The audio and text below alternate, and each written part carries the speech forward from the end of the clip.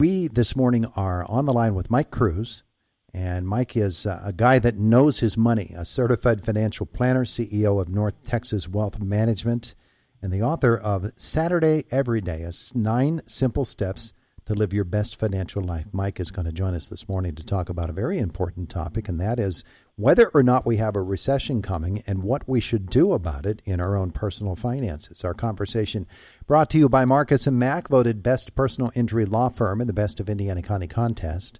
Marcus & Mack, a law firm representing injured people. Mike, good morning.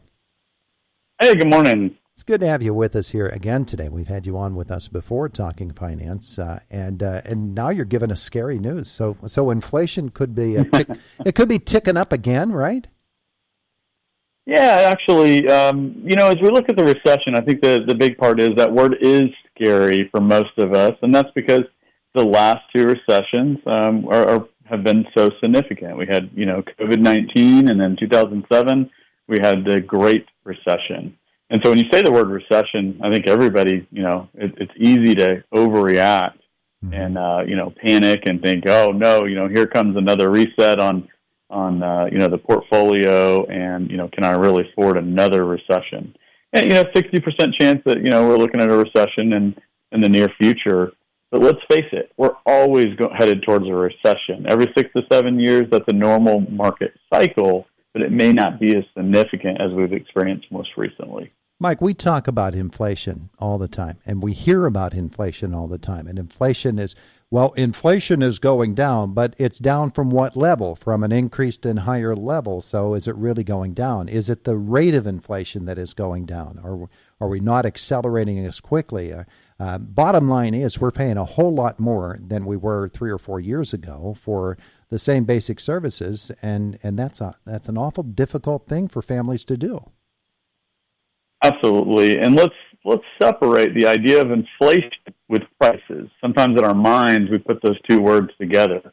And so when we think about inflation, last June was the peak, over 9% inflation, and now we're getting new numbers that say 3.5%. And, some parts of the country are 5 or 6 or even 7%, inflation still. But that really doesn't tell the story, right? If you go and buy a gallon of milk, the prices that consumers are experiencing, it's still $1 more than it was last year, regardless of which statistic you're looking at. Mm-hmm. And so the prices are still elevated, and with the labor markets being constrained, and labor prices or wages still going up, we're going to see those prices consist, even if we see inflation back down to an average of 3.5%. So you're absolutely right. There's a difference between price and inflation, and what consumers need to be doing is getting out, rolling up your sleeves, getting out that pencil and paper, and looking at, here's your income that you have, what's your take home,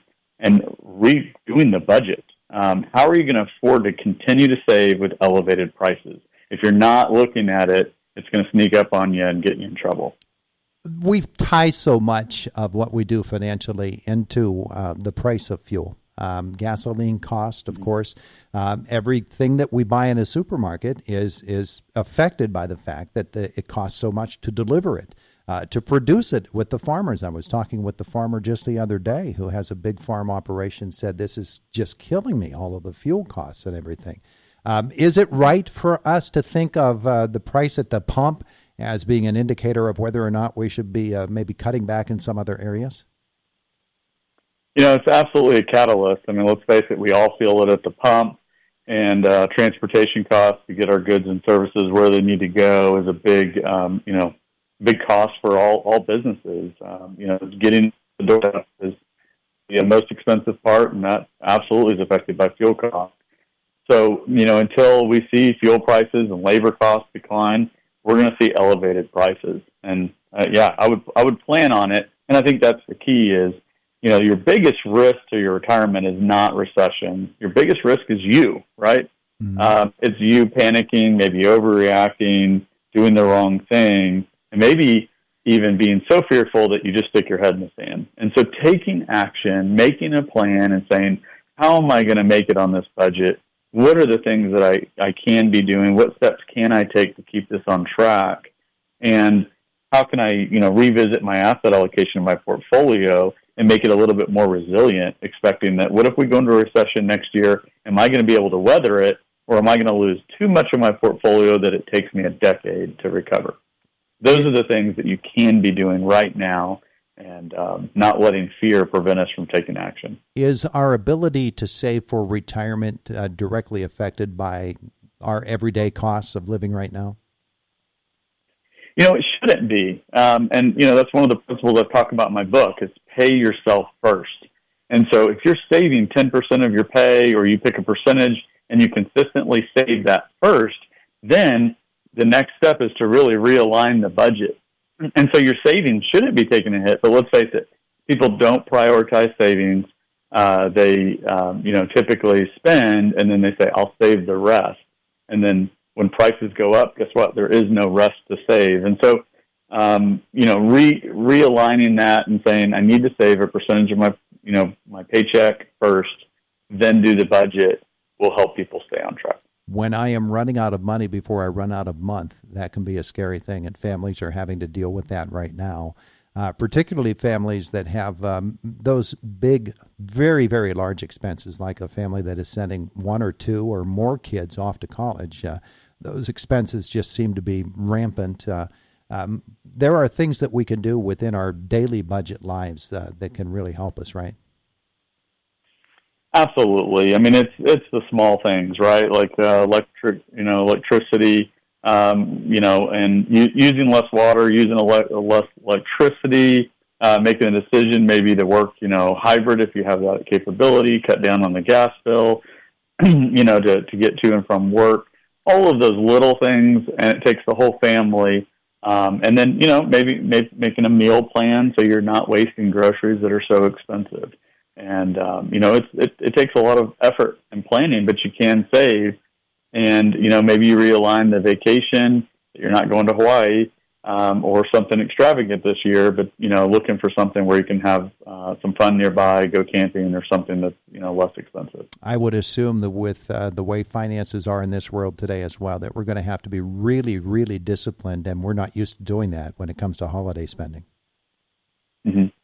Yeah, that's right. I mean, consumer spending, as we've seen prices increase 9%, let's face it, consumer spending hasn't declined like we expected it to. And so it's really interesting to look at that and say, habits are hard to break. And those that are going to be successful are the ones that can adapt and not overreact. And that take action and don't get so fearful that they just kind of freeze. And so you say, all right, let me get focused on this. What are the things we can do? Let's get ahead of the curve, and let's make sure we're not going to lose 65% of our portfolio because we're afraid to look at it. Get expert advice just like you would if you were going to start working out for a New Year's resolution. You're going to hire a personal trainer, hire a financial planner that can help guide you into the steps and make sure you're not missing out on anything that you could be taking action on. So you wrote Saturday Every Day, 9 simple steps to live your best financial life. What are some of those steps that we need to pay a special attention to? Obviously, all of them are important. Yeah, sure. And it's building blocks. So where do you start? It's pay yourself first. Number 2 is, saving an emergency fund. Having that emergency fund is really key. It'll keep you from dipping into the 401k savings or taking a 401k loan that can be, I've talked about pretty extensively about how expensive that really is and how risky.